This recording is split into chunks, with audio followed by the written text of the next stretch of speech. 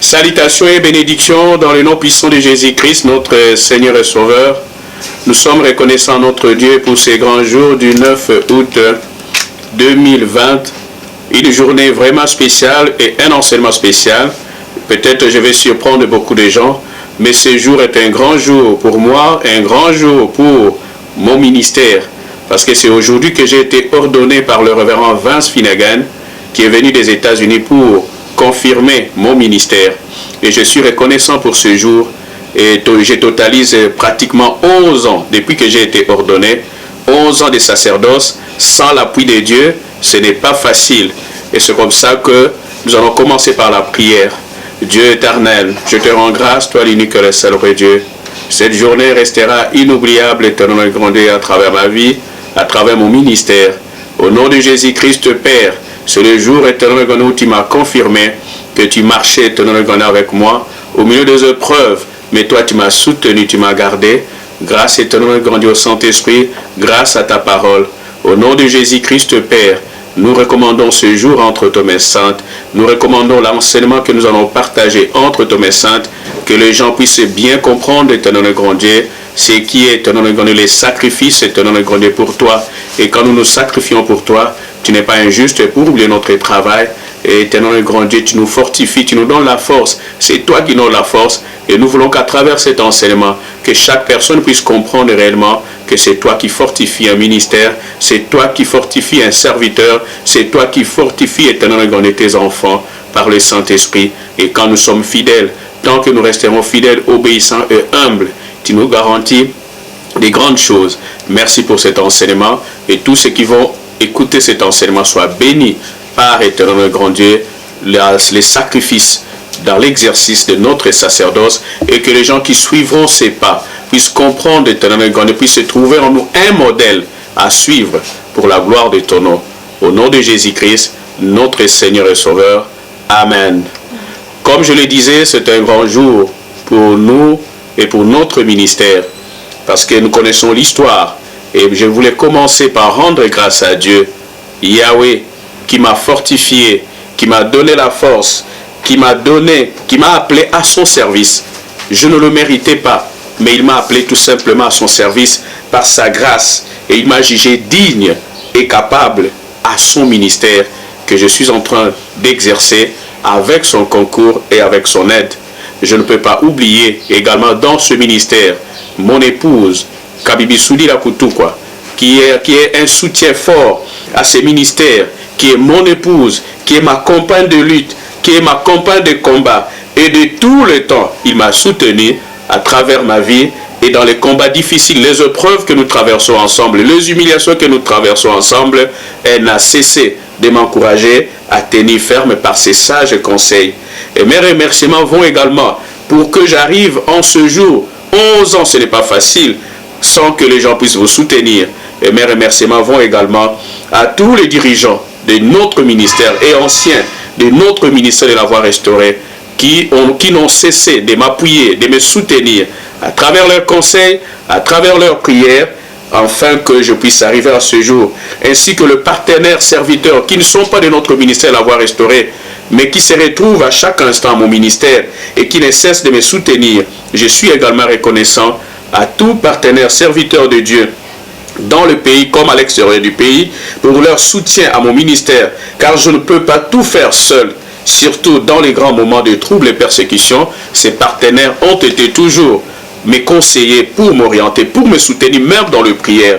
Je rends hommage à mes parents pour l'éducation et l'instruction qu'ils m'ont attiré jusqu'en ce moment. Et je ne peux pas oublier ma famille biologique, mes frères et sœurs qui m'ont soutenu, qui ont pris part également à une partie de ma vie à ce ministère. Et je ne peux pas oublier tous les frères et sœurs en Christ qui se retrouvent à mon ministère. Et je crois que je suis reconnaissant parce que Dieu m'a appris des grandes choses pendant ces 11 ans. Ce n'est pas facile. Et je vais le donner. Je crois que nous allons écouter un peu une chanson qui m'a toujours fortifié. C'est pour vous montrer que sans l'appui de Dieu, vous ne pouvez rien faire. Vous devez comprendre que notre vie est un sacrifice. Je vais vous parler aujourd'hui le sacrifice dans l'exercice du sacerdoce. C'est une vie de sacrifice pour faire tout ça, c'est une vie de sacrifice. Et quelqu'un a dit, la vie, la passion de tous les grands hommes, c'est le sacrifice. Quand vous ne pouvez pas vous sacrifier pour Dieu, pour les choses de Dieu, pour le peuple de Dieu, même pour vos ennemis, vous ne pouvez pas exercer les sacerdoces. Mais sans l'appui de Dieu, Dieu va vous appuyer par sa parole. Et vous devez vous sacrifier. Et vous allez voir que Dieu va vous appuyer. Et nous allons écouter un peu ces chants qui m'ont toujours fortifié, parfois quand je suis faible. Moi-même, je ne peux rien faire sans l'appui de Dieu. Et c'est ce que vous devez compter. Sans l'appui de Dieu, vous ne pouvez rien faire. Vous ne pouvez rien faire sans l'appui de Dieu. Et c'est comme ça qu'avec l'appui de Dieu, vous devez reconnaître que vous-même, vous ne pouvez rien si Dieu n'est pas là. Et c'est comme ça que nous allons écouter silencieusement cette chanson.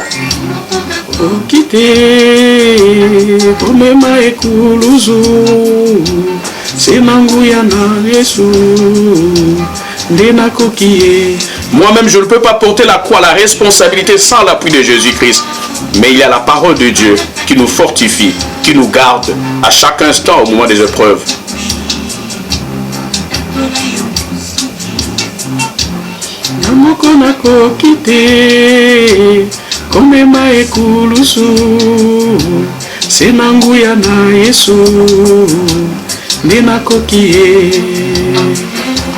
Liloba na yo bomoy efanda kati nanga etelemisa moloi oteyo sonzi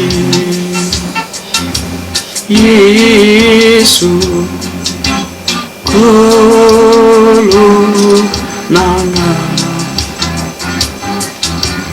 olongisi ngai. Il m'a donné la victoire. Il m'a donné la victoire sur le plaisir du monde. Il m'a donné la victoire sur les épreuves, les tentations. Il n'y a que lui qui peut te donner la victoire pour exercer ton sacerdoce.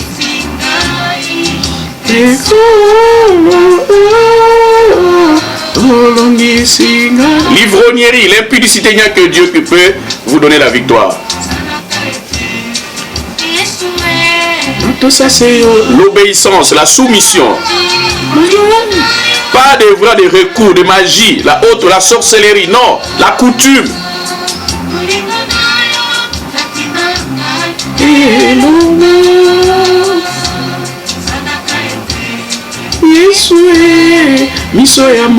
Les yeux spirituels pour diriger le peuple de Dieu, pour s'exercer dans les sacerdoces, il faut que les yeux spirituels fonctionnent. Quand nous voyons la gloire de Dieu, ça nous donne la force de continuer à travailler pour Dieu.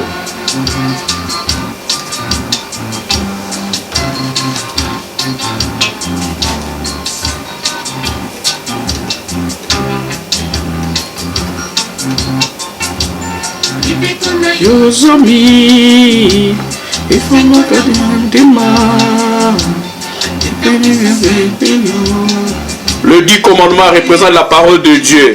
Ça doit être dans le cœur. Le Saint-Esprit nous oriente. Ça nous oriente, la voie à suivre. Quand nous nous présentons quelque part avec le Saint-Esprit, les ténèbres disparaissent.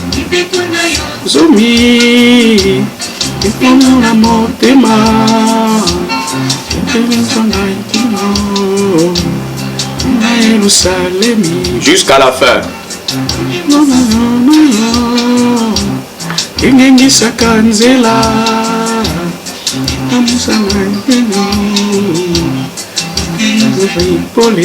Ne mélangez pas la lumière de Dieu avec les ténèbres.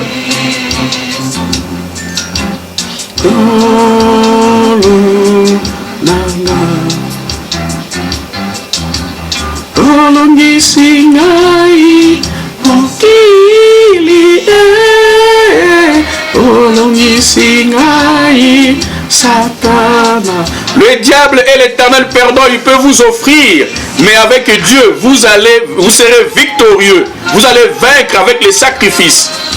Et c'est comme ça, il faut suivre Dieu, sans mélange étranger.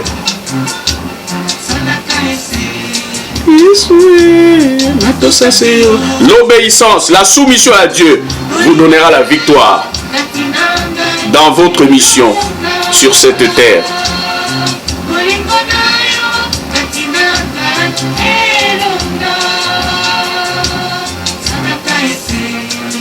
Yesue biso ya molimo efungwama na monakembo ya Yawe na lola na monakembo ya Yawe na lola.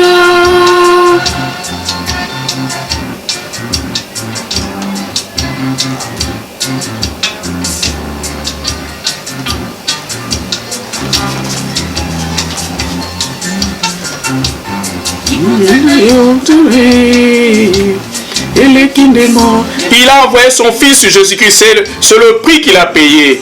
C'est l'offrande de bonne odeur que Dieu a donné. Et qu'est-ce que toi tu fais pour lui? Nami Bonza depuis 11 ans. Et le chiffre 11 me rassure de grandes choses. Parce que c'est depuis 11 ans que je suis dans ces histoires. Et j'ai donné mon corps, ma vie comme offrande, ma jeunesse à Dieu. Elekinde monene etalisi bolingo nayo na mokili oyo nga pe na mibonzi ye nzoto pe monene nanga temi na yo keno sukanga me mokili Yesu kolo nanga olongisi ngai mokili singai satana olongisi ngai eso olongisi ngai milangwa salaka ete natosa seyo mokonzi olingo nayo nanga elonga olingo nayo kati nanga elonga salaka ete Yesu miso ya molimo mama namona kembo ya Yawe na lola namona kembo ya Yawe na lola namona kembo ya Yawe na lola namona kembo. Bien, merci. Nous continuons avec notre enseignement et c'est ça qui doit être toujours, qui doit nous motiver à tenir ferme avec Dieu. Je disais les thèmes que nous sommes en train d'enseigner ce matin, du 9 août 2020, les sacrifices dans l'exercice du sacerdoce. Sans les sacrifices, vous ne pouvez pas servir Dieu. Et nous allons voir les sacerdoces, on l'a expliqué, mais il faut que vous compreniez les sacerdoces. En un mot, c'est tout simplement la consécration pour Dieu. Vous vous consacrez pour Dieu. Vous donnez votre vie pour Dieu. Vous servir Dieu, vous donnez votre vie à Dieu. C'est l'acte par lequel une personne ou un objet sont séparés pour servir Dieu, pour les cultes de Dieu. Nous avons de biens, le bien de la maison, mais nous avons les biens qui sont le bien de l'église, le rideau de l'église, la chair de l'église, mais le lutre de l'église, et tout ce que vous voulez, les instruments de l'église, pour servir à la gloire de Dieu. Et c'est tout ce que nous pouvons faire. Et pour servir Dieu, ce sont des objets séparés. Quelqu'un qui a le sacerdoce, quelqu'un qui a été consacré pour Dieu, il est séparé de sa famille, il est séparé des hommes, il est séparé du monde. On le met à part pour les services de Dieu. C'est lorsqu'une personne met toute sa vie, toutes ses forces à l'accomplissement d'un devoir divin. Il se donne il donne toute sa force pour les services de Dieu. C'est ça les sacerdoces. C'est ça être consacré. On dit qu'un chrétien est consacré lorsque l'on est en train de servir Christ est le seul objectif important de sa vie. C'est ça être consacré. Je ne peux plus me donner à autre chose. Je suis là pour servir Dieu. Et je suis là. La priorité c'est Dieu et sa parole et son peuple. Et c'est là qui fortifie votre ministère. Peut-être les gens ne peuvent pas vous connaître, mais quand ils découvrent votre apostolat à travers vos réalisations, à travers vos prières, et quand les prières sont exaucées, Dieu fera de sorte que votre ministère soit fortifié. C'est ce que cela veut signifier. Cette vie d'être séparé pour les services divins exige une vie. C'est des sacrifices vivants. Ce n'est pas un sacrifice mort. Ce n'est pas que vous êtes perdu dans la société. Ce n'est pas que vous êtes perdu dans le plaisir du monde. Mais c'est une vie de sacrifice. Un sacrifice vivant. C'est une vie de sanctification. Jour après jour, vous n'êtes pas parfait, mais vous faites cet effort-là d'être sanctifié pour les autres. Il y a des choses que pendant les 11 ans que j'ai changées, je les ai changées, non peut-être par conviction, mais parce que je ne voulais pas que le ministère soit un objet de blâme. Que Dieu soit humilié par mon comportement. Et c'est ça qui doit nous motiver à changer. C'est une vie de sacrifice. Il y a des choses que je pouvais faire pendant ma jeunesse que je n'ai pas fait. Je vous ai dit, je suis depuis 11 ans dans ces histoires. Donc être séparé du monde, être séparé pour servir Dieu, exige une vie de sanctification. Et surtout une vie agréable à Dieu. Vous faites un effort d'être agréable à Dieu. Et c'est très important. Qu'est-ce que Dieu veut? Vous marchez au-delà de votre propre volonté. Et Jésus-Christ nous a montré qu'il avait sa volonté, mais il a fait toujours la volonté de son Père. C'est ça, quelqu'un qui est sacrifié, qui est consacré, pardon, qui sera un culte agréable. C'est-à-dire, Dieu doit être content de vos services. Parfois, nous servons Dieu, mais Dieu n'est pas content de nos services, parce que notre marche est pourrie. Nous sommes dans des histoires négatives, et ça ne peut pas marcher. Mais ça doit faire plaisir à Dieu. Ça doit être un culte raisonnable, agréable à Dieu. C'est pourquoi quelqu'un a dit, je vous l'ai dit, quelqu'un a dit, la vie de tous les grands hommes, tous ceux qui ont marqué leur époque, l'histoire, sous le sacrifice. Vous devez vous sacrifier. Vous devez abandonner. Parfois, il arrive que vous avez besoin de rester avec votre épouse, avec vos enfants, vos parents, vos membres de famille. Mais vous avez choisi une vie de sacrifice, vous avez choisi une vie séparée du monde et vous êtes obligé d'obéir, de marcher. Les sacerdoces, la consécration à Dieu, c'est une vie de privation. Vous vous privez de beaucoup de choses. Et comme je vous l'ai dit, aujourd'hui, une date historique pour moi et pour mon ministère. Aujourd'hui, je totalise 11 ans depuis que j'ai été ordonné. Et je crois que beaucoup d'entre nous étaient sur place des témoins. Et d'autres encore étaient encore des petits-enfants. Et il y a ceux qui n'étaient pas encore nés.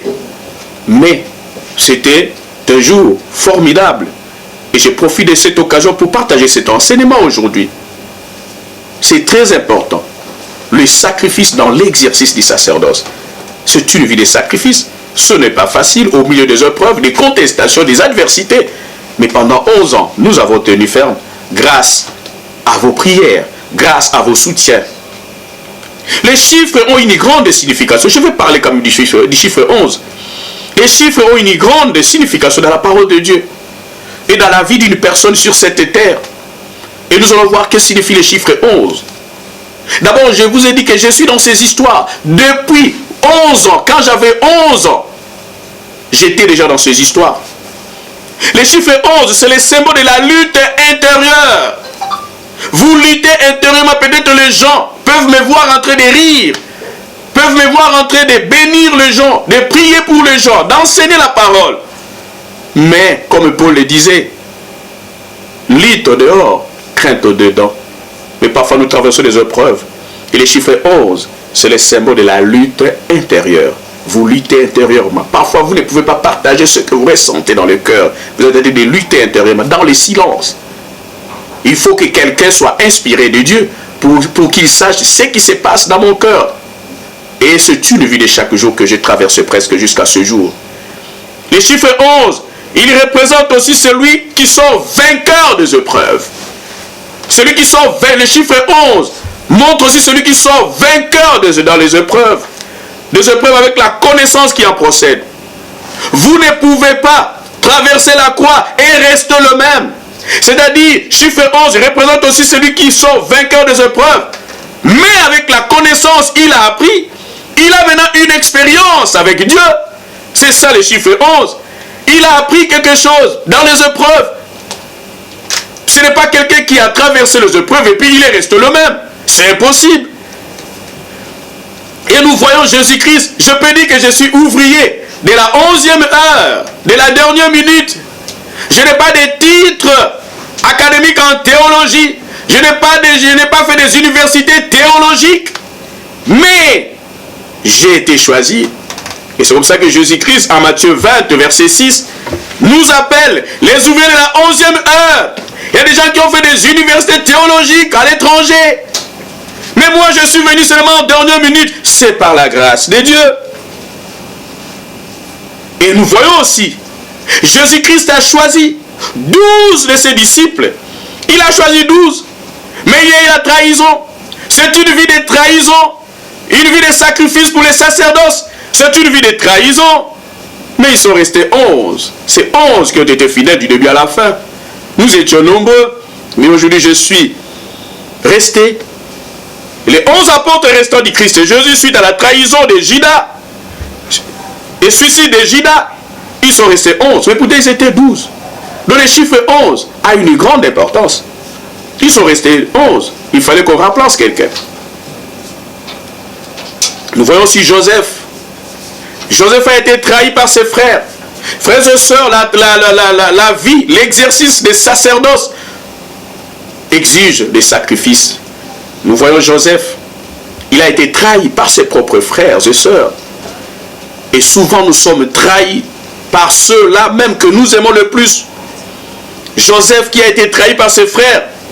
Joseph qui a sauvé la tribu d'Israël. Et le 11e fils de Jacob. Il est le 11e. Il est le 11e fils de Jacob. Il est le 11e fils de Jacob. Et je disais, c'est le chiffre des planètes. Le chiffre 11, c'est le chiffre des planètes de notre système solaire, mentionné dans les songes de Joseph en Genèse 37, 9. Genèse 37, 9, nous lisons.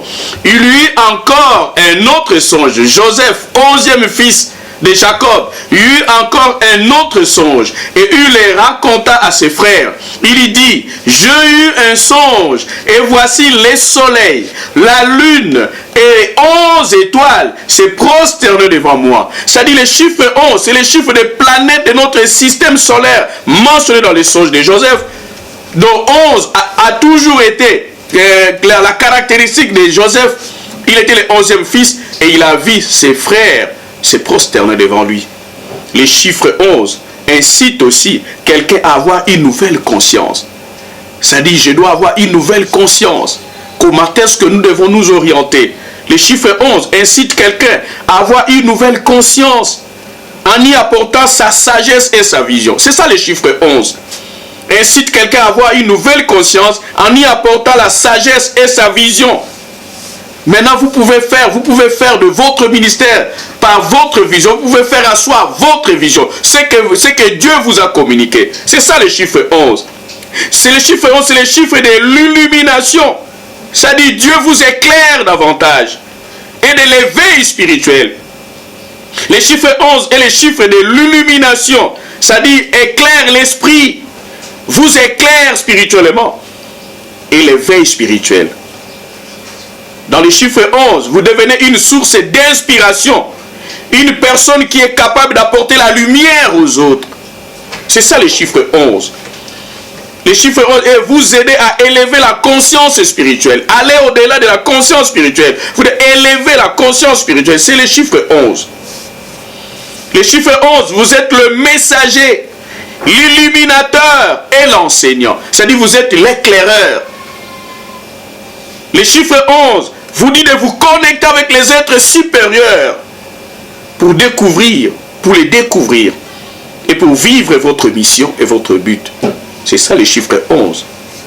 Vous dit de connecter avec les êtres supérieurs pour découvrir et pour vivre votre mission et votre but dans la vie. Il y a des gens qui sont passés seulement comme ça dans la vie, sans rien faire. Les chiffres 11, vous restez confiant et vous parviendrez à atteindre vos aspirations. Quand vous êtes confiant, c'est ça les différentes significations du chiffre 11. Dans le chiffre 11, Dieu vous rappelle que vous avez une grande énergie. Dieu vous rappelle que vous avez encore de l'énergie, de l'inspiration, de l'intuition, de l'illumination et de la créativité. C'est ce que veut dire le chiffre 11. Par l'intermédiaire du chiffre 11, Dieu vous rassure en vous disant que vous pourrez accomplir de belles choses pour vous, pour vos proches et pour tous vos semblables, car vous êtes un être de lumière.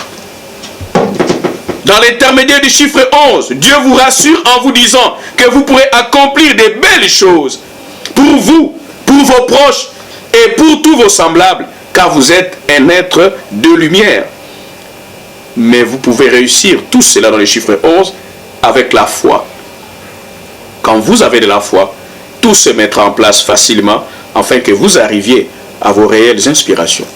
Voilà ce qu'a été le chiffre 11. C'était important de comprendre la signification et ça nous oriente dans notre ministère d'évoluer. Ça nous oriente comment est-ce que nous pouvons atteindre les objectifs de Dieu avec Dieu.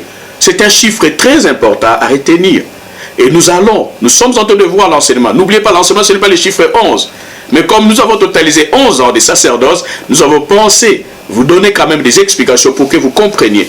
Mais notre thème que nous sommes en train de développer, les sacrifices dans l'exercice du sacerdoce. C'est une vie de sacrifice. Allons à Josué chapitre 8, verset 7. Josué chapitre 18. Josué 18, verset 7. Josué chapitre 18, verset 7. Nous allons voir la vie des sacerdoces. Comment ça s'exerce. Mais il n'y aura point de part pour les Lévites au milieu de vous. Nous avons dit que la vie des sacerdoces, la vie consacrée, est une vie mise à part. Parfois, il y a des avantages pour les autres. Ils ont des privilèges que toi, tu peux rater. Et ici, nous voyons, il y a eu le partage d'héritage. Mais ici, on est en train de dire qu'il n'y aura point de part pour les Lévites. Il n'y a pas de part pour les Lévites au milieu de vous. Car les sacerdoces de l'Éternel est leur héritage. Les sacerdoces est plus précieux que tout ce que les gens peuvent chercher dans le monde. Les sacerdoces de Dieu est plus puissant que l'argent, l'or. Et c'est comme ça que je vous ai dit que c'est une vie de sacrifice. Avez-vous déjà vu un père partager un héritage à ses enfants? Et il y a un enfant, on lui dit que toi tu n'auras rien, toi tu connais toujours à prier pour les gens. Et Gad de Ruben et la demi-tribu de Manassé ont reçu leur héritage. Eux, ils ont reçu. Mais Lévite n'a pas reçu. Que Moïse, serviteur de l'Éternel, leur a donné de l'autre côté du Jourdain de l'Orient. Lui, à l'Orient. Là, on leur a donné quoi? Le sacrifice. On leur a mis à part pour servir Dieu, pour faire la joie de Dieu. Et voilà pourquoi quand nous exerçons notre ministère, nous devons le faire avec joie. Parce que c'est une vie de sacrifice. C'est une vie que Dieu a choisie pour nous. Et nous devons être reconnaissants quand nous sommes appelés au service de Dieu et exercer notre ministère avec tant d'ardeur, de joie, d'allégresse. Hébreux chapitre 5 nous montre combien les sacerdoces est important et parfois ça vous amène à vous sacrifier à beaucoup de choses. Hébreux chapitre 5 verset 1 à 4. En effet, tout souverain sacrificateur pris du milieu des hommes est établi pour les hommes dans le service de Dieu. Ici nous voyons, il est pris des hommes. Quelqu'un qui exerce les sacerdoces, il est pris au milieu des hommes. On nous a dit que vous êtes là nombreux, mais vous avez été mis à part pour servir Dieu. Il est pris au milieu des hommes. Ce n'est pas un extraterrestre. Toi, tu vas dire que non, voilà. Moi, avant que je puisse travailler, il faut au moins que cet homme qui va me diriger puisse descendre du ciel. Mais il n'arrivera pas. Vous serez toujours dirigé par des pasteurs humains, par des prophètes humains, par des apôtres humains. C'est ça. Pris du milieu des hommes. Il est l'homme comme vous dans les services de Dieu, mais pour servir Dieu, afin de présenter des offrandes et des sacrifices pour le péché. Il est là pour prier pour vous. Verset 2. Il peut être indulgent, c'est-à-dire tolérant. Il peut avoir des défauts, il peut avoir des faiblesses pour les ignorants et les égarés, puisque la faiblesse aussi est aussi son partage. Il a des faiblesses, mais ce n'est pas à cause de ces faiblesses que vous allez l'ignorer, que vous allez le minimiser, que vous allez l'humilier, parce qu'il est homme comme vous, mais lui, il a été mis à part. Il a des avantages matériels, financiers que vous pouvez avoir, les honneurs, les privilèges que vous pouvez avoir, que lui n'a pas, parce qu'il a été mis à part pour servir Dieu. Verset 3. Et c'est à cause de cette faiblesse qu'il doit offrir des sacrifices pour ses propres péchés, comme pour ceux du peuple. Avant de commencer à prier pour les gens, nous commençons par nous purifier nous-mêmes. Nous vous avons dit tantôt, c'est une vie de sanctification. C'est comme ça que moi-même aussi, avant de toucher les gens, avant de prier pour les gens, je suis là à me sanctifier moi-même. Afin de ne pas transmettre les impuretés au peuple qui vient devant toi. Et verset 4, je disais, Hébreux 5, 1 à 4. Nul ne s'attribue cette dignité s'il est appelé de Dieu. Ni ne s'attribue cette dignité. Il y a des gens qui se sont proclamés eux-mêmes des hommes de Dieu, des pasteurs, des révérends. Mais nul ne s'attribue. C'est Dieu qui appelle. Nous allons voir en dessous qu'il y a des gens qui ont été choisis par Dieu de le ventre de leur maman. C'est Dieu qui choisit. Et aujourd'hui parfois, dans notre nation, dans le monde, dans notre continent, pourquoi nous voyons des abus, des pseudos, hommes de Dieu, serviteurs de Dieu, apôtres? Pourquoi? Est-ce que réellement ils ont été appelés par Dieu? Parce qu'ils se sont attribués eux-mêmes. Et nous avons pratiquement aujourd'hui 3 catégories de pasteurs, de prophètes, tout ce que vous voulez. 3 catégories de personnes qui se disent appelées de Dieu. Mais retenez, il y a des gens qui sont appelés par Dieu, de par leur naissance. Nous allons voir, Jérémie a été appelé depuis sa naissance. L'appel a été confirmé par Dieu depuis le ventre de sa maman. Et ce sont des gens, parfois, quand ils exercent les sacerdoce, il y a moins de problèmes avec la société qui les environne, parce qu'il a été appelé de Dieu. Nous voyons l'apôtre Paul a été appelé depuis le ventre de sa mère. C'est-à-dire, il y a des gens qui sont serviteurs de Dieu depuis leur naissance, parce qu'ils ont été appelés de Dieu. Mais il y a des gens que le monde a fait serviteurs de Dieu. Vous n'avez pas un appel, mais vous vous êtes retrouvés dans un groupe, comme à l'époque de Moïse. Les gens qui se sont révoltés contre Moïse, ils ont dit quoi? Nommons un chef. Il y a des pasteurs qui sont nommés par leurs amis, par leur famille, que c'est toi que nous avons choisi pour diriger l'église, pour diriger le peuple. Mais tu n'as pas l'appel. Ce n'est pas par naissance. Il y a des gens qui sont... Le monde a choisi. Le monde a fait serviteur de Dieu. Et c'est comme ça qu'il y a des abus dans leur marche. Et il y a des gens qui se sont autoproclamés hommes de Dieu. Ils n'ont pas l'appel, ils se sont autoproclamés. Voilà les 3 catégories de personnes, des serviteurs de Dieu que nous avons. Et quand vous êtes avec celui qui a été choisi depuis le ventre de sa mère, par Dieu, il y a une différence par rapport à celui qui a été choisi par ses proches, ou bien par ses amis, ses frères et sœurs. La famille a décidé que c'est toi qui seras le pasteur de l'église que ton père a laissé. Et ça ne marche pas. C'est comme ça qu'on a des abus. Et il y a des autres encore qui sont allés loin, qui se sont autoproclamés. Mais ici, nous voyons le verset 4, dit quoi? Nul ne s'attribue cette dignité s'il est appelé de Dieu, comme le fut Aaron. C'est Dieu qui appelle nos sacerdoces. Ce n'est pas vous-même. Ce n'est pas votre niveau intellectuel. Ce n'est pas votre rang social. Ce n'est pas votre âge. Ce n'est pas votre ancienneté dans l'église ou bien la vie chrétienne qui vous donne cette dignité. C'est Dieu. Et vous devez vous sacrifier. Nous lisons encore Hébreux chapitre 7. C'est très important. Il y a des gens qui veulent être dirigés par des extraterrestres, mais ça n'arrivera jamais. Hébreux 7, verset 5. Hébreux 7, verset 5. Ceux des fils de Lévi, c'est-à-dire des sacerdoces qui exercent les sacerdoces, les fils de Lévi ont été privés de l'héritage matériel, de l'héritage physique. Ceux de Lévi qui exercent les sacerdoces ont, d'après la loi, l'ordre de lever la dîme sur le peuple, c'est-à-dire sur les frères, leurs frères, qui cependant sont issus de reine d'Abraham. Ce sont leurs frères. Vous allez dire que mais comment? Lui, il est de la même nature que nous. Mais pourquoi on doit lui payer la dîme? Parce qu'il est le représentant de Dieu. Dieu a choisi. Dieu a fait comme ça. Dieu a voulu que la dîme soit comme salaire. Et c'est comme ça que les croyants doivent appliquer ce principe. Parce que lui, qui exerce les sacerdoces, a été privé de l'héritage que vous avez. Et c'est très important de comprendre ces choses. Nous reprenons les versets en question, 7-5. Ceux de Lévi qui exercent les sacerdoces. Et vous devez l'exercer aussi selon la volonté de Dieu. Comment est-ce que vous voulez exercer les sacerdoces, mais vous êtes incapable de faire les sacrifices? vous devez vous sacrifier. Or, d'après la loi, d'après la parole, l'ordre d'élever la dîme sur le peuple. Et c'est comme ça que parfois, quand je peux utiliser la dîme de quelqu'un, j'ai l'obligation de payer la dîme des dîmes. Mais c'est comme ça que toi, quand tu détournes la dîme, il y a des conséquences, c'est un péché. Mais moi, quand je l'utilise, ce n'est pas un péché. Parce que Dieu m'a donné cela comme dit, parce que j'exerce les sacerdoces. Et vous devez aussi le faire. Lisons Jérémie chapitre 1. Jérémie chapitre 1, verset 5 et verset 19. Ce n'est pas le fait d'autoproclamer et d'être autoproclamé, de s'autoproclamer pasteur. Ce n'est pas le fait d'être choisi par la famille, par les amis, qui vous donne la capacité d'exercer les sacerdoces. Mais c'est Dieu qui appelle. Je disais Jérémie 1, 5 et le verset 19. Jérémie 1, 5 et le verset 19. Verset 5.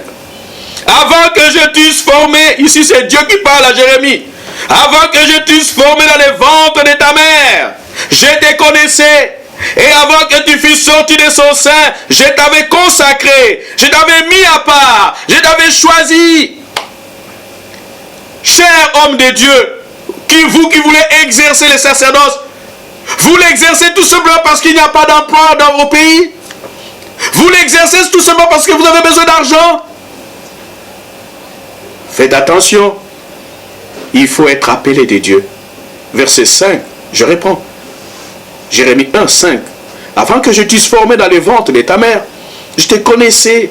Et avant que que tu fusses sorti de son sein, je t'avais consacré. C'est-à-dire, je t'avais mis à part, je t'avais choisi, je t'avais sanctifié.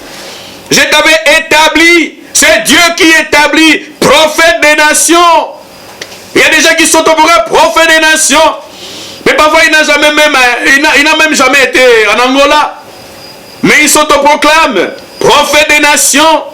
C'est Dieu qui établit prophète des nations. Et quand Dieu, il vous a fait prophète des nations, vos enseignements, votre ministère aura un impact même à l'étranger. Je peux être ici, peut-être que je ne suis pas sorti quelque part, mais mes enseignements, sa parole, la parole que vous enseignez, a une influence à travers les nations, parce que c'est Dieu. Et dans les cas contraires, et vous allez voir que celui que Dieu a appelé, Dieu veille sur sa vie, il veille sur ses projets. Et c'est comme ça que le verset 19 nous rassure. Tu as choisi Jérémie. Et qu'est-ce qu'il dit? Ils te feront la guerre. La vie des sacerdoces est une vie de guerre, est une vie de l'adversité, est une vie de l'opposition. Et Dieu nous a entraînés à l'opposition. Ils te feront la guerre. Mais Dieu dit, comme c'est moi qui t'ai appelé, ils ne te vaincront pas, car je suis avec toi pour te délivrer de l'Éternel. Mais quand tu t'es autoproclamé toi-même, quand les autres t'ont choisi, et quand il y a des guerres, c'est comme ça que parfois il y a des problèmes.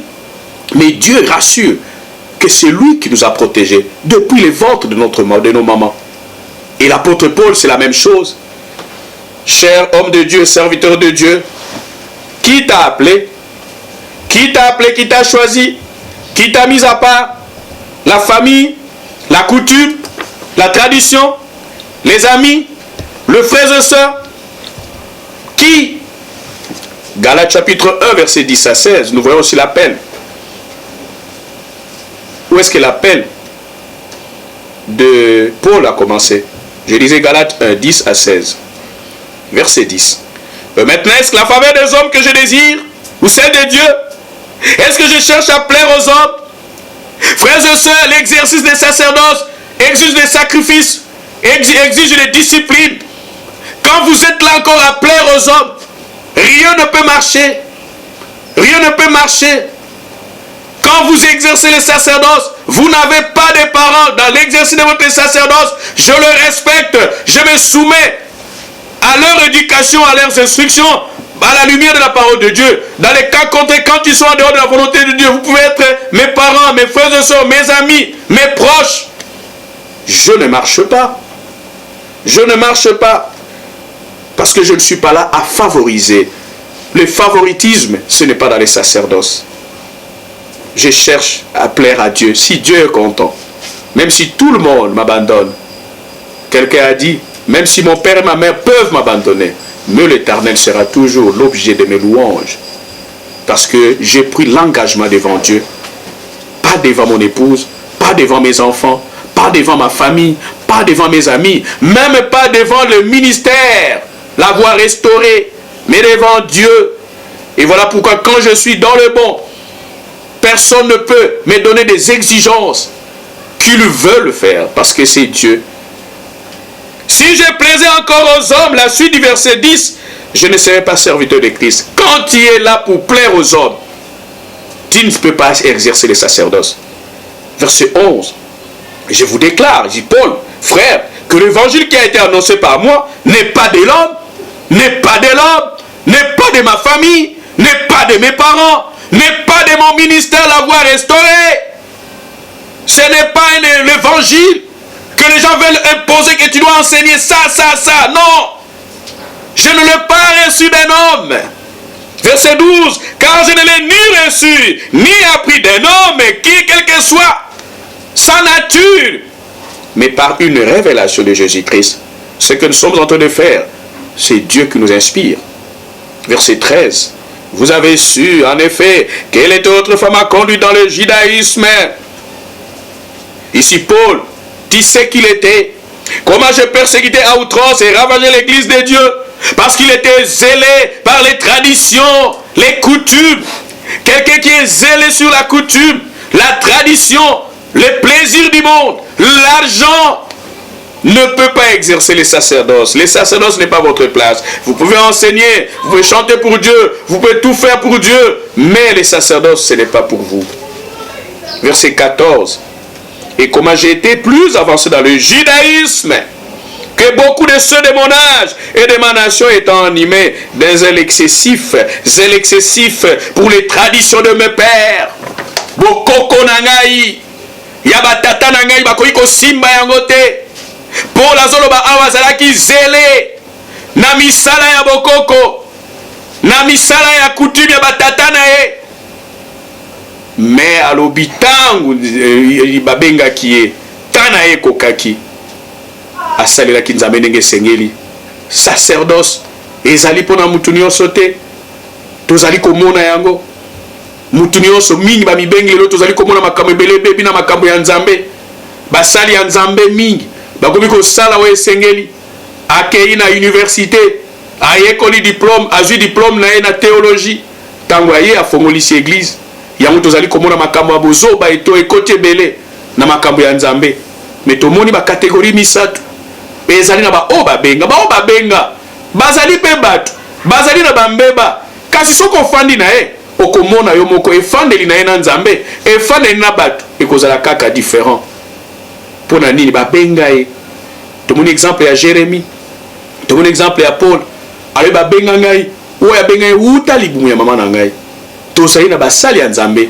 na mboka oyo babengama na nzambe tozali pe na kategori misi ya basali ya nzambe mosusu babengama na nzambe te kasi mokili libota na bango bayokani ke lokola papa na biso azalaki mosali ya nzambe eglize ekokokenda bato mosusu te yo fanda wana libota eyokani ke yo mpo olobaka français malamu fanda wana yango tozali komona bozoba ekoti babengami na nzambe te kasi bato ya mokili bandeko baninga libota etie bango wana tomoni pe kategori ya misatu baoyo bamibengisi bango moko bomoni kaka tongo moko boye abimi abike nakomi mokonzi nakomi mosali ya nzambe me azali na apele ya nzambe te e yango tosala keba basali ya nzambe ndenge bazali bato lokola biso kokanisa te ke yo kozwa ange moko awuti place mpona ya kokamba yo nga mpona nandima te bango bandima sacrifice bandima komibonza mpona peuple ya nzambe mpona mosala ya nzambe yango esengeli na biso toyeba yango mutu amibengaka mosala ya nzambe te soki nzambe abengi ye te yango esengeli na biso tokomona bango mpe na bambeba mosusu mpona bazali bato kasi bazali bato oyo bazwi bango kaka na endenge na bino bozali bobotami na ye kasi bino nyonso nde bobotami ye baponi mpona asalela nzambe ayoko bateke mutu tobotami na ye mutu nga na boti mutu nga na kolisi mutu nga na balisi ebongo ya kokote ye baponi ye boza bino nyonso bato me ye baponi ye bapesi ye mpe motema wana ya kokamba. C'est très important de comprendre ces choses. Je disais Galates 1, verset 15. Mais lorsqu'il eut plu à celui qui m'avait mis à part, les sacerdoces de l'essaim de ma mère, et qui m'a appelé par sa grâce. Je vous l'ai dit au début, c'est par la grâce. Si c'est par mérite, je ne méritais pas, mais c'est par la grâce. Il m'a appelé. Dieu appelle depuis le sein de votre maman. Verset 16. De révéler en moi, c'est Dieu-là, de révéler en moi. Ma mère n'était pas là, mon père n'était pas là, mes frères et sœurs n'étaient pas là, mon épouse n'était pas là quand Dieu m'a révélé ce que je devais faire. De révéler en moi son fils, afin que je l'annonçasse parmi les païens. Aussitôt je n'ai consulté ni la chair ni le sang. Je vous ai dit que la vie des sacrifices, des sacerdoces, ce n'est pas une vie de... Vous allez consulter d'abord la famille. On vous a appelé, mais vous allez consulter d'abord. Vous allez prendre les avis de votre famille, les avis de la coutume de votre famille. Ça, ce n'est pas quelqu'un qui est prêt pour le sacerdoce. Pour devenir un maître. Pour devenir un maître, parce que quand vous exercez le sacerdoce, ça dit que vous êtes déjà un maître. Mais il y a des gens, nous allons voir ici un point. Ça dit, j'ai été entraîné par un maître. Vous devez être entraîné. Quand Dieu vous appelle, il va mettre les gens à votre disposition pour votre formation, pour votre éducation, pour votre encadrement et pour vous instruire. Il vous a parlé, mais il va mettre les gens à vos côtés. Et même l'apôtre Paul, il a eu l'appel de Dieu, mais il y a eu des gens, l'apôtre Pierre et les autres, pour l'encadrer. Et nous voyons, Josué a eu le sacerdoce, mais il a eu Moïse pour la formation. Nous avons Élisée qui a exercé le sacerdoce, mais il y a Élie. Dieu met toujours des gens dans notre environnement pour nous aider à exercer le sacerdoce. Et c'est comme ça que nous allons voir. Il y a des gens parfois, vous allez nous demander, il n'a pas un maître. Il émerge seulement comme ça, il n'a pas un maître, il n'a pas une référence, il n'a pas un mentor. Mais pour exercer les sacerdoces, vous avez besoin des mentors. Et Dieu mettra, ce n'est pas à vous d'aller les chercher, Dieu leur mettra à votre disposition. Nous sommes en train de voir les sacerdoces, et nous sommes en train de voir Dieu pour donner l'autorité à Moïse, il lui a donné la verge. Et pour traverser la mer Rouge, Moïse a utilisé la verge. Mais par exemple, nous allons voir Josué, c'était différemment. Josué a eu aussi la verge, mais la verge de Josué, c'était quoi? C'était les gens devaient plonger leurs pieds, les sacrificateurs devaient plonger leurs pieds dans le Jourdain, et le Jourdain s'est séparé. Les gens ont traversé. Dieu mettra toujours des gens à votre disposition, comme des mentors, des maîtres, et nous allons voir quel doit être le rapport entre le maître et l'élève. Et ici, pour devenir maître, aujourd'hui je suis maître, il faut commencer par le commencement. Je vous ai dit, il y a des gens qui commencent dans le ministère comme ça, sans appel, sans même être encadrés. Il n'a pas besoin d'avis des gens. Malheureusement, beaucoup de leaders spirituels, aujourd'hui, n'ont jamais respecté les procédures des formations auprès d'un maître. Josué a été d'abord un disciple avant de devenir maître. Vous pouvez avoir l'appel, mais Dieu mettra à votre disposition le maître pour vous encadrer. Et c'est très important, afin que vous puissiez exercer votre sacerdoce. Et sans le respect de cette procédure, vous n'y arriverez pas. Vous n'y arriverez pas. Vous devez terminer la formation. Il y a des gens qui ont été aux côtés des grands hommes de Dieu, mais qui n'ont pas terminé la formation. Et il y a toujours des vides. Et c'est comme ça, ils ont des vides dans l'exercice de leur sacerdoce. Il y a des gens qui exercent leur sacerdoce avec des vides, parce qu'ils ont été aux côtés de maîtres, mais ils n'ont pas terminé la formation. Ça, c'est un aspect que je vais développer. Il manque une vie de sacrifice et de patience. Vous voyez seulement l'argent, surtout la jeunesse aujourd'hui. Quand vous voulez exercer les sacerdoces, ça vous demande des sacrifices. Ça vous demande de la patience. Et c'est comme ça que parfois nous avons des gens qui font blâmer le nom de Dieu. L'évangile est devenu l'objet de blâme à cause d'eux. Je vais partager avec vous les 3 principes que vous devez respecter pour bien exercer votre sacerdoce et que vous deveniez un leader équipé. Comment devenir un leader équipé? Je parle du leader spirituel, je ne parle du leadership spirituel, je ne parle du leadership chrétien. Je ne parle pas de leadership politique, leadership chrétien. Mais c'est un peu un principe général, même dans la politique, même dans l'économie. Vous devez avoir un mentor pour bien exercer votre sacerdoce. Et le premier principe, pour exercer bien votre sacerdoce, il faut commencer par être un disciple. J'ai commencé par être un disciple quelque part. Et j'ai été patient. J'ai évolué dans l'ombre. Afin que je puisse savoir ce que j'ai aujourd'hui. Il faut commencer la musique, le spectacle, la peinture, la politique, l'économie, l'architecture. Il faut commencer par être un disciple.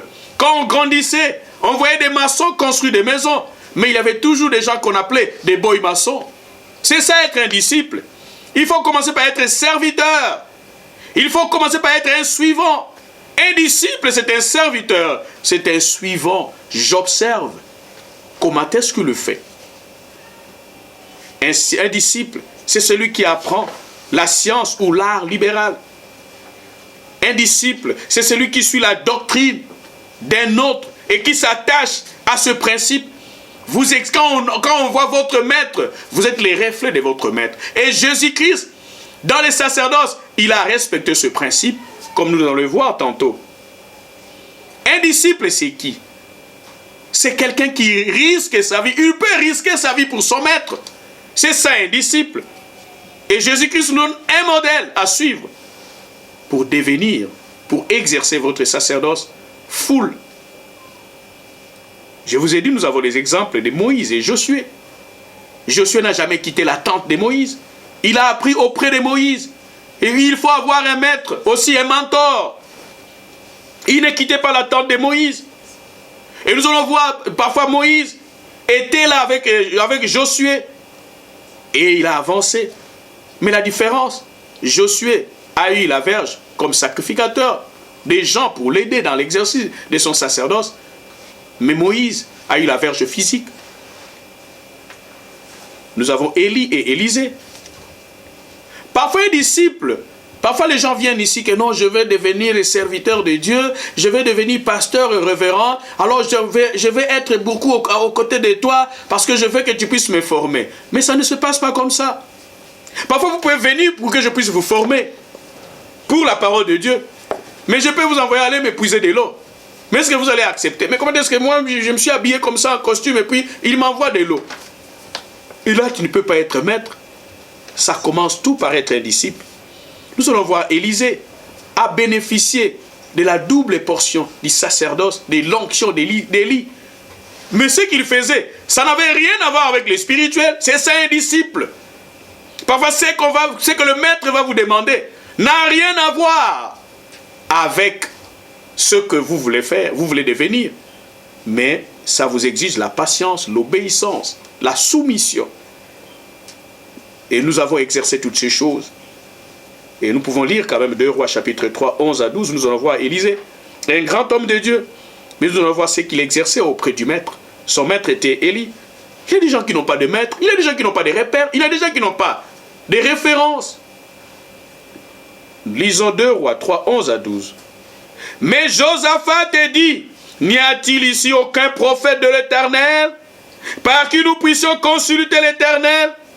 L'un des serviteurs du roi d'Israël répondit, il y a ici Élisée, fils de Shaphat, qui versait l'eau sur le main d'Élie. Lui ne savait même pas qu'on le formait. Quand je me suis engagé dans cette histoire, je ne savais même pas que Dieu me préparait. Dieu m'entraînait. Parce que j'ai exercé beaucoup de fonctions. On m'envoyait parfois les dossiers à la justice. On m'envoyait parfois aller déposer la nourriture à l'homme de Dieu en prison. Parfois on faisait le pied. Je me rappelle encore de ces moments difficiles. Mais or, j'ai compris après que Dieu m'entraînait à des responsabilités sacerdotales. Mais parfois quand vous commencez, on ne vous dit pas. On n'a jamais appelé quelqu'un qui venait maintenant parce que c'est toi qui vas venir. Non, non, non, non, non. Mais on vous observe par des services parfois inattendus. Ici, qu'est-ce qu'on dit la référence? Ils avaient besoin d'un vrai prophète. Mais on leur montre Élisée, fils de Shaphat. Quel est le qualificatif qu'on donne à Élisée? Il faisait tout simplement quoi? Il versait l'eau sur le main d'Élie. C'est tout ce qu'il faisait. Et Josaphat dit, la parole de l'Éternel est avec lui. Les rois d'Israël, Josaphat et le roi d'Édom, descendirent auprès de lui. On l'a considéré à partir de son maître. Son maître était crédible. Quand votre maître est crédible, qui vous a béni, qui vous a choisi, qui vous a orienté, qui vous a enseigné, C'est ça qui déterminera la force de votre ministère. Qui est votre préfacier dans le domaine de littérature. Quand vous faites un livre, vous avez besoin d'un préfacier qui a dit non. Et à partir d'Élie, on a considéré Élisée son élève, son disciple. Et nous voyons Jésus-Christ avec les 12 disciples. Il avait 12 disciples. Le vrai principe, vous commencez d'abord par être disciple dans n'importe quel domaine. Mais ici, Jésus-Christ a respecté le principe. Il a choisi 12 disciples, 12 et suivants. En principe, ce sont des gens qui les servaient. Il y a des gens qui étaient chargés de finances. Il y a des gens qui étaient chargés pour sa nourriture. Il y a des gens qui l'aidaient dans l'intercession à la montagne d'Olivier. Chacun avait sa responsabilité. Il a commencé par les entraîner. Vous êtes un leader, il faut avoir des disciples. Jésus-Christ, c'est les disciples. Et nous allons voir ici. Un disciple ne considère pas sa position, son rang social, son intelligence. Pierre était marié. Jésus n'était pas marié. Mais Pierre obéissait à Jésus-Christ. Il n'a pas dit c'est ça un disciple. Mais quand vous considérez vos positions, ça ne marche. Vous ne pouvez pas être disciple. Pierre était marié. Et Jésus-Christ le blâmait, les grondait, les reprochait, le réprimandait en public. Mais c'était la formation. Mais on vous gronde, on vous réprimande. J'ai quitté cette église. Parce qu'on ne fait que gronder les gens. Tu ne peux pas être un disciple. Tu n'es pas un disciple. Ici nous voyons Jésus-Christ a respecté ce principe. Nous allons le voir tantôt. Comment est-ce qu'il a préparé ses disciples. Et nous voyons aussi Timothée qui a été préparé. Et il était un disciple de Paul. Et après sa formation, nous allons voir un disciple. C'est quelqu'un qui marche dans les directives de son maître, de son mentor, pour exercer les sacerdoces, pour que nous puissions nous sacrifier, avoir de la patience. Nous avons eu des mentors qui nous ont conseillés, qui nous ont orientés, de ne pas d'abord regarder l'argent, de ne pas d'abord regarder les intérêts, mais de regarder Dieu et sa parole et son peuple, d'aimer son peuple. 2 Timothée 4, 14 à 16. Nous voyons aussi un maître qui est en train de s'adresser à son disciple. 2 Timothée 4, 14 à 16. Un maître qui s'adresse à son disciple. Ne néglige pas le don qui est en toi. C'est-à-dire un disciple qui a un don, qui a un appel. Les leaders, le maître va découvrir que cet enfant a un appel. Et Paul a compris que Timothée avait un appel. D'ailleurs, il l'a sélectionné au cours d'une rencontre. Quand nous allons lire dans les livres des Actes. 14. 2 Timothée, je disais 4, 14 à 16. Ne néglige pas le don qui est en toi et qui t'a été donné par prophétie avec l'imposition de main de l'Assemblée des Anciens. Occupe-toi de ces choses. Avant d'être ordonné, les leaders doivent découvrir d'abord l'appel qui existe, les dons qui est en la personne. Verset 15. Occupe-toi de ces choses. Le maître s'adresse aux disciples. Voilà les rapports qui doivent exister entre le maître et le disciple. Occupe-toi de ces choses. Occupe-toi de Dieu. Paul le dit à Timothée. Donne-toi tout entier. Ce n'est pas un pied dedans, un pied dehors. Un disciple n'est pas vacillant. Un disciple n'est pas en l'air. On ne confie pas les responsabilités des vies des gens à quelqu'un qui est en l'air. Non. Nous allons voir parmi les critères que Jacob avait pour avoir la bénédiction par rapport à Ésaü.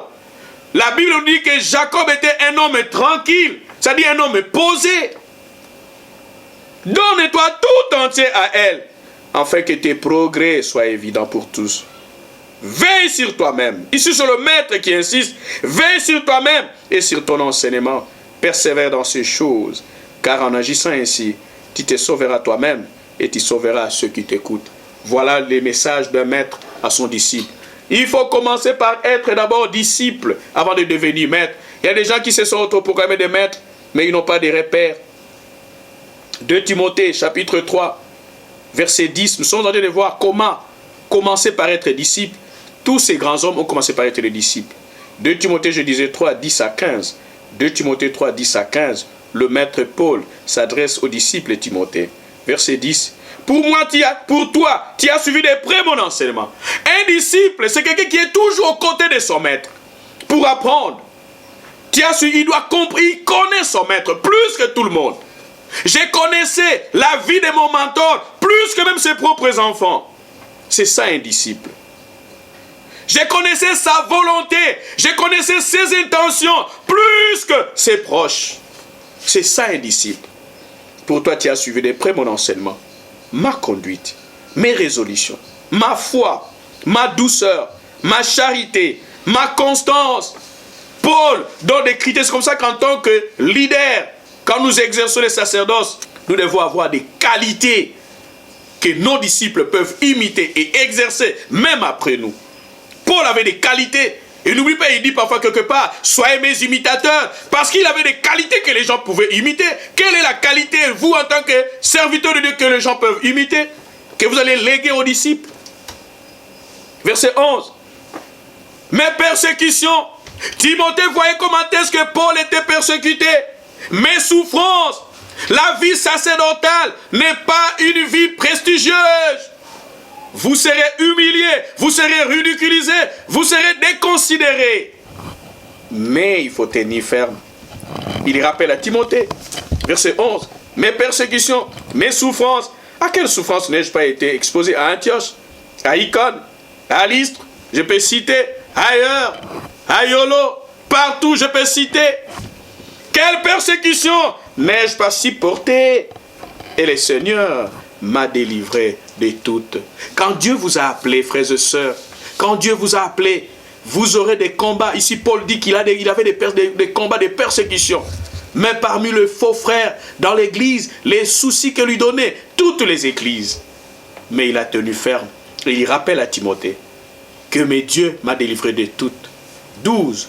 Or, tous ceux qui veulent vivre pieusement en Jésus-Christ seront persécutés. Ne pleurnichez pas quand vous êtes persécuté, quand vous êtes humilié, quand vous êtes ridiculisé, quand vous êtes déconsidéré. Ne pleurnichez pas. Tous ceux qui veulent vivre pieusement en Jésus-Christ seront persécutés. Verset 13. Mais les hommes méchants et imposteurs, les gens qui trompent de ceux qui ne sont pas les imposteurs, avanceront toujours plus dans les mal. Il a été attrapé pour telle situation. Au lieu de se corriger, il y répète toujours parce que ce sont des imposteurs qui se sont introduits dans les sacerdoces. Toujours plus dans le mal, égarant les autres et égarant eux-mêmes. Ce n'est pas tout le monde qui vient à l'église, ce n'est pas tout le monde qui enseigne, ce n'est pas tout le monde qui chante, qui vient pour servir Dieu. Il y a des gens qui viennent pour vous égarer. Et c'est comme ça qu'il faut tenir ferme. Et il dit ça aux disciples. Verset 14. Toi, c'est-à-dire disciple, Timothée, demeure dans les choses que tu as apprises. Un leader, celui qui exerce le sacerdoce, apprend aux gens. Voilà comment ils peuvent se comporter. Il apprend, demeure dans les choses. Pourquoi? Parce que Timothée était toujours aux côtés du maître. Demeure dans les choses que tu as apprises et reconnu certaines, sachant de qui tu les as apprises. C'est que toi tu enseignes, il a appris de qui? Moi, ce que j'ai enseigné, j'enseigne, je l'ai appris quelque part, en dehors de la direction de Dieu, dans la direction divine. J'ai quelqu'un, un mentor, qui m'a orienté. Reconnu certaines, sachant de qui tu les as apprises. Verset 15. Dès ton enfance, tu connais les saintes lettres qui peuvent te rendre sage à salut par la foi en Jésus-Christ. La parole. Paul est tenté de dire aux disciples, la parole. Demeurez dans la parole.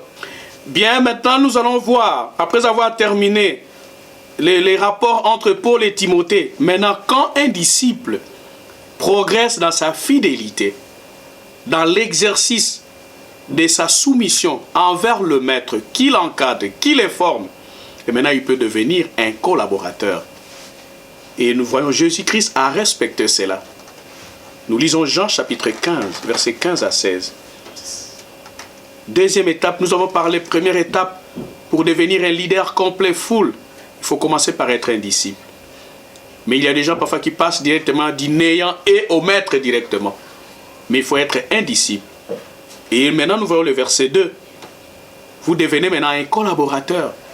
Un disciple fidèle, obéissant, soumis, devient maintenant le collaborateur du maître. Ça c'est la deuxième étape dans la formation des leaders chrétiens. Même dans d'autres domaines aussi, mais nous parlons des leaders chrétiens. Jean chapitre 15, verset 15 à 16. Et ici j'ai découvert que Jésus-Christ était un vrai leader et un bon leader. Verset 15. Ici maintenant, je ne vous appelle plus serviteurs, Ici, tellement qu'il a grondé Pierre. Il a fait tout ce qu'il pouvait faire. Mais Pierre est demeuré aux côtés de Jésus-Christ fidèle, dans sa fidélité. Maintenant, le maître comprend que c'est lui-ci. Je peux continuer avec lui. Je peux compter avec lui. Je peux même l'envoyer aller prier pour les gens. Je peux même l'envoyer aller récupérer l'argent quelque part. Il ne va pas détourner l'argent de l'église. Maintenant, on peut vous faire confiance. La deuxième étape, devenir un collaborateur. Et Jésus voit que dans la pratique, dans l'exercice de leur fonction, les disciples ont maîtrisé la formation. Maintenant, ils changent d'étape. 15. Je ne vous appelle plus serviteur. Jean 15, 15 à 16. Je ne vous appelle plus serviteur. Parce que le serviteur ne sait pas ce que fait son maître. Un disciple ne connaît pas ce que le maître fait là-bas. Mais je vous ai appelé ami. C'est-à-dire collaborateur. Maintenant, tu peux collaborer avec moi. Vous pouvez collaborer avec moi. Parce que je vous ai fait connaître tout ce que j'ai appris de mon Père. Vous n'avez pas considéré le blâme. Vous n'avez pas considéré comment est-ce qu'il s'est comporté. Mais vous avez considéré tout ce qu'il vous disait. Et maintenant, Jésus dit à ses disciples, maintenant vous changez l'étape. C'est comme ça que ça marche. Et presque j'ai marché comme ça. J'ai été conduit comme ça. Vous avez été un disciple. Vous ne saviez même pas que vous allez exercer les fonctions. Après disciple, je suis devenu les collaborateurs. Après collaborateur, vous allez voir la troisième étape. Mais nous sommes dans la deuxième étape. Maintenant, Jésus-Christ dit quoi à ses disciples? Je ne vous appelle plus serviteur, parce que le serviteur ne sait pas ce que fait son maître. Je vous gardais parfois des secrets, mais maintenant je vous ouvre mon cœur. Mais je vous ai appelé ami, parce que je vous ai fait connaître tout ce que j'ai appris de mon Père. Un maître ouvre son cœur à son collaborateur. Vous commencez à ouvrir des vérités cachées à votre collaborateur, parce que maintenant il doit partir pour aller prier pour les gens. Et nous voyons Josué. Josué parfois, et Moïse était resté, mais il envoyait Josué au combat. Et Josué était au combat. Moïse, il y avait une franche collaboration. Moïse restait pour la prière et pour l'encadrement. Et jusqu'à ce qu'il a élevé maître. Parce qu'il a exercé les combats, il était sorti vainqueur. Rappelez-vous du chiffre 11. Vous avez eu des combats, vous êtes sorti vainqueur. Et maintenant vous êtes confirmé. Verset 16. Ce n'est pas vous qui m'avez choisi. C'est Dieu qui choisit. Mais moi je vous ai choisi. Et je vous ai établi. Afin que vous alliez maintenant en tant que collaborateur. Et que vous portiez des fruits. Un collaborateur maintenant commence à porter des fruits, il commence à prendre les gens, il amène. Ce n'est pas que quelqu'un qui gagne les croyants et il commence à avoir un projet que les jours où je vais quitter cette église, je vais amener tous les croyants que j'ai encadrés. Non, il gagne les croyants pour l'église de son maître. Et que vous portiez du fruit et que votre fruit demeure. Afin que ce que vous demanderez au Père à mon nom, il vous les donne. Et quand vous êtes maintenant les collaborateurs, vous méritez la confiance du maître. Et vous passez maintenant à la troisième étape. Et nous allons terminer à la troisième étape. Vous devenez un maître. Frères et sœurs, j'ai été un disciple. J'ai été un collaborateur. Et maintenant, je suis devenu maître. Et nous allons voir. Il faut avoir une référence. Actes chapitre 22. Actes chapitre 22, versets 3 à 4. Actes chapitre 22, versets 3 à 4.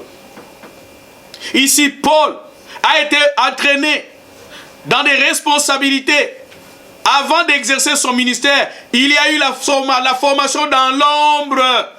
Dieu a mis à sa disposition des gens pour l'encadrer, pour son éducation, pour son instruction, pour sa façon de se comporter. Et toutes ces choses. Parfois, les disciples seront formés à d'autres choses avant d'exercer son ministère. Il a été formé quelque part auprès d'un maître pour des choses qui n'ont rien à voir avec la mission qu'il avait. Mais c'était important pour sa formation. Je disais Acte 22, 3, 4. Je suis juif. Ici c'est Paul qui parle. Né à Tarse en Cilicie. Mais j'ai été élevé dans cette ville-ci. Et instruit au pied de Gamaliel. Il a été au pied de Gamaliel. Il devait avoir une formation. Parce qu'il devait quand même avoir une personnalité, frères et sœurs. En dehors de... Ce n'est pas que vous dites, non, pour moi, tout c'est spirituel. Mais vous devez voir comment est-ce que vous répondez aux gens. Quel est votre comportement? Ça dépend pour un dirigeant. Et Dieu met les gens à votre disposition. Ici, Paul a été instruit au pied de Gamaliel, dans la connaissance exacte de la loi, de nos pères, étant plein des ailes pour Dieu, comme vous l'êtes tous aujourd'hui. Il y donne la référence. C'est lui qui l'a formé. Un disciple peut être formé pour d'autres choses. Et Dieu va mettre tous ces paquets-là à votre disposition. Les gens pour vous former, pour votre façon de vous habiller, votre façon de parler, votre façon de manger, qui n'ont rien à voir avec les ministères que vous allez exercer. Et Dieu a mis tous les paquets. Et même les gens qui devaient l'encadrer. Pierre était là pour former, pour encadrer, pour instruire Pierre, Paul. Et verset 4. J'ai persécuté à mort cette doctrine, liant et mettant en prison hommes et femmes, parce qu'ils suivaient la doctrine de Gamaliel. Et il a exercé cela. Donc Gamaliel a participé à la formation de Paul quelque part. Et maintenant, quand vous suivez la formation, vous devez arriver à la fin. Vous connaissez seulement 2-3 versets, vous voulez créer une église. Luc chapitre 6, 14, 40, c'est mon dernier verset. Luc chapitre 6, verset 40. Ici, Jésus-Christ dit quoi? Les disciples n'est pas plus que le maître. Mais tout disciple accompli sera comme son maître. Frères et sœurs, est-ce que vous avez terminé la formation? Il y a des pasteurs qui n'ont pas terminé la formation. Il y a des pasteurs aujourd'hui qui ont été à la base des dissensions d'église. Et ça ne peut pas marcher comme ça. Quels sont vos rapports avec vos pères qui vous ont encadré? Vos pères qui vous ont béni? Comment est-ce que vous vous êtes séparés? Est-ce que vous avez terminé la formation? Et c'est comme ça que parfois, un disciple qui a terminé la formation, quand il enseigne, sa façon de se comporter, sa discipline, vous voyez l'éthique de son maître. Et les gens peuvent dire que non, en le voyant seulement, ils peuvent dire que non, celui-ci a été formé par un tel. Il est comme son maître. Et c'est clair ici, Luc 6, 40. Les disciples n'est pas plus que le maître. Et il ne faut pas vous comparer aux gens qui vous ont enseigné la parole, aux gens qui vous ont encadré, à leur succès.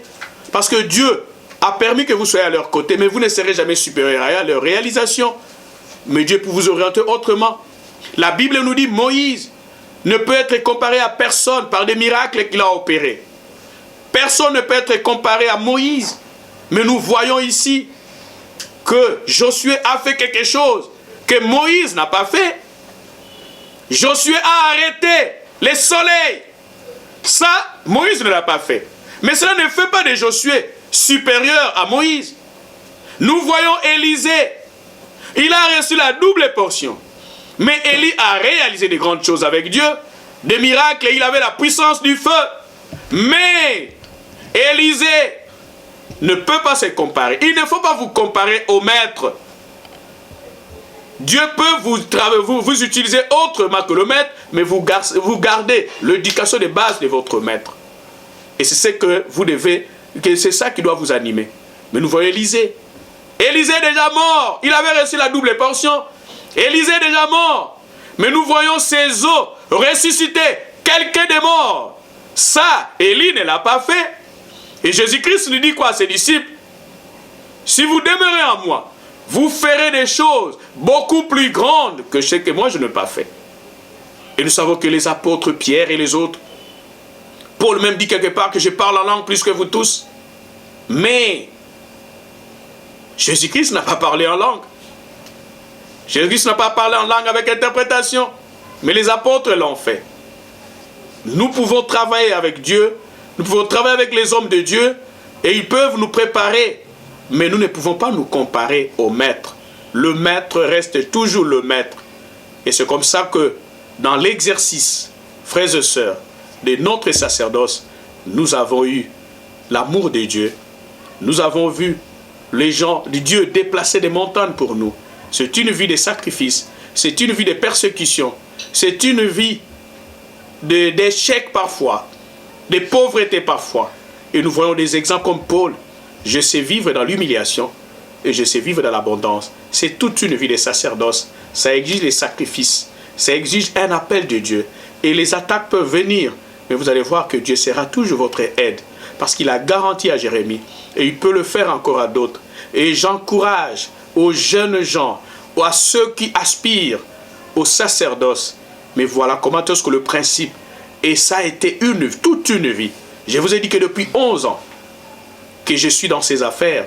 Et aujourd'hui, j'ai totalisé 11 ans de sacerdoce. Sans l'appui de Dieu, ça ne peut pas être possible. Il y a des moments de faiblesse que nous avons traversés. Mais Dieu a été avec nous. Pour conclure mon enseignement, je vais appeler la sœur Blessing Lusita Nusela pour chanter avec nous une chanson que nous allons voir comment est-ce que Dieu peut changer. Parfois, il y a eu des moments de faiblesse, mais Dieu change notre faiblesse en force. Il change notre faiblesse en force. C'est Dieu qui nous infuse la force quand nous traversons des épreuves. Et comme il nous a assuré qu'il sera avec nous, il ne va pas nous abandonner. Et avant de prier, je crois que je pensais vous laisser à suivre cette chanson que la sœur Blessing va exécuter.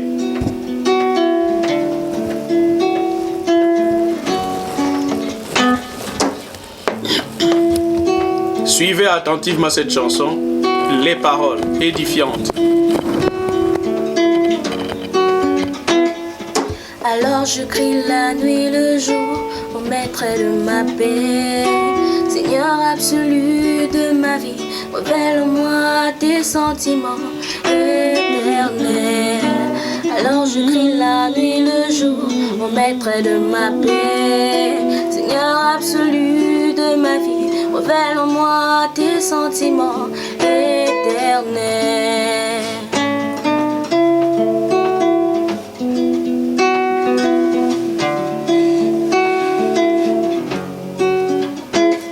Quand je marche sous le soleil sur la terre des hommes, pour admirer ta bonté insondable, dans ton cible amour éternel, viens en moi.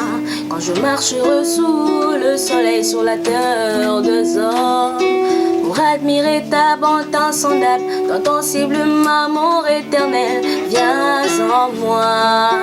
Viens, couronne mon espérance, viens, change ma faiblesse en force, viens, couronne mon espérance, viens, change ma faiblesse en force, que dans la joie je me réjouisse en toi, que dans la joie je me réjouisse en toi, que dans la joie je me réjouisse en toi.